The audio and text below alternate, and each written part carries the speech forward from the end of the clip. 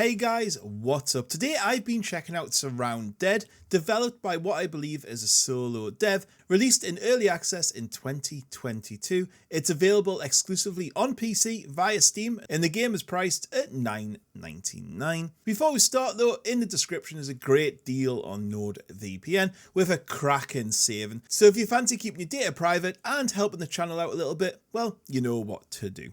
SurrounDead is an open world survival game taking place in a world ravished by an apocalyptic event. The dead reign free and will stop at nothing to kill you.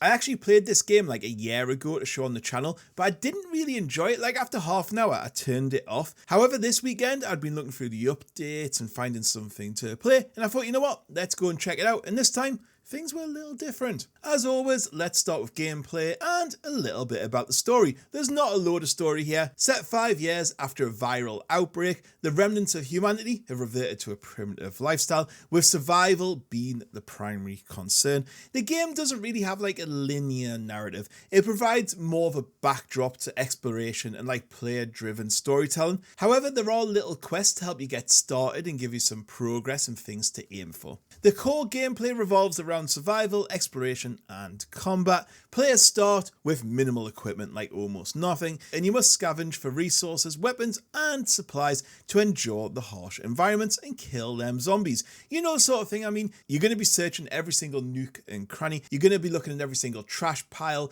chest of drawers, kitchens, cars, and everything like that, hoping you find a gun or some sort of melee weapon, or you're going to be gathering materials which can be used to craft weapons, tools, and structures. Yes, there is base building in this game. However, I didn't really use it too often. I just kept heading back to the safe zone. However, I've seen a few videos of people making awesome little survival bases that look really, really good. There isn't a lot of gameplay loops in this game. It is an exploration game. However, the main one here is infected zones. These come with various zombies, bosses, and primary and secondary infected blobs of stuff. I don't really know how else to describe them. The blobs need killed in order, so you kind of have to like follow like the tentacles coming out the main one, and they'll lead you to the secondary blobs. Go and kill them, then you can kill the main one, and you'll get loads and loads of great, cool loot, from weapons to armor from them. The little hub area, which I mentioned before, offers you a place to trade. There's like loads of traders selling different items.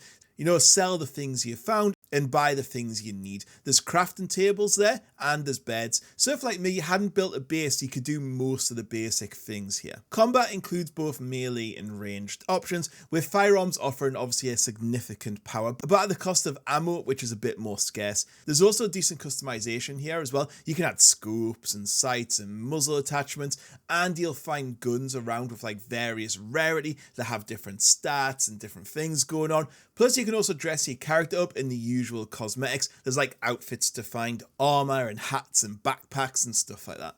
The game features a variety of enemies, including standard zombies, mutated variants, hostile human NPCs, and bosses. The only real issue I had with the combat, I thought on the whole it was pretty fun, was the AI was a little too dumb. They kind of just walked in a straight line, and generally most could be cheesed by jumping on a car.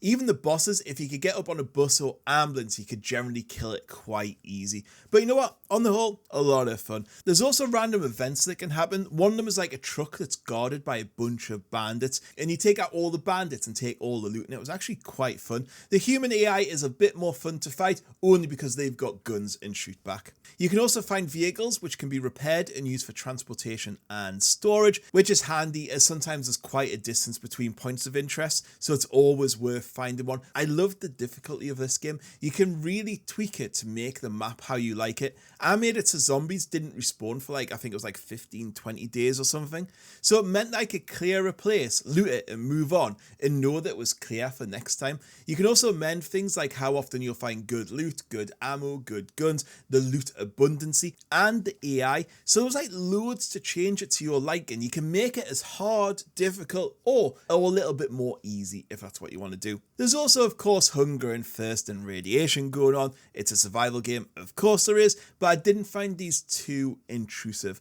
They were always pretty easy to deal with, and food and drink wasn't too hard to come by. The game does include a skill system, and it also allows players to improve abilities throughout repeated actions, which means that you're constantly engaged in the gameplay, and I always love it when XP increases with something you're doing. And finally, I think this is something to include. It may put a few people off. It's not multiplayer or co-op yet. I'm sure it'll come in the future, so you can't team up with friends, which is a bit of a shame. Graphically, SurrounDead really employs that stylized low poly aesthetic that we've seen in a few games. It really balances a good visual appeal. I wouldn't say it's bad at all, which means you generally get quite good performance. The environments are quite diverse. You got urban ruins, towns, little villages, forests, bunkers to explore. There's also dynamic weather and night and day going on as well. However, I can imagine some people will be put off by the graphics, but don't be. Graphics don't mean everything.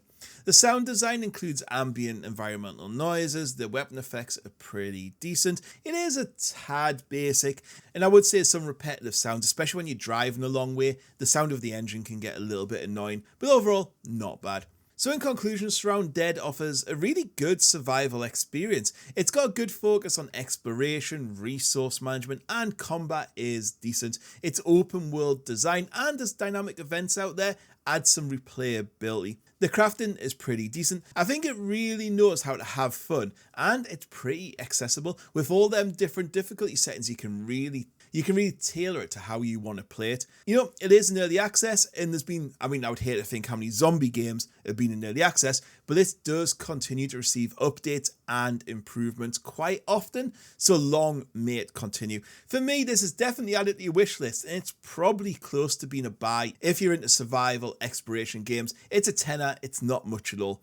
Anyway, guys, that's all I've got to say on this one. Don't forget to drop this video a like, comment below to let me know what you think of this game. Will you be picking it up, wishlisting it, or maybe waiting a little bit? And most importantly, hit that bell notification so you don't miss a video. Right, I'll catch you on the next one. Goodbye.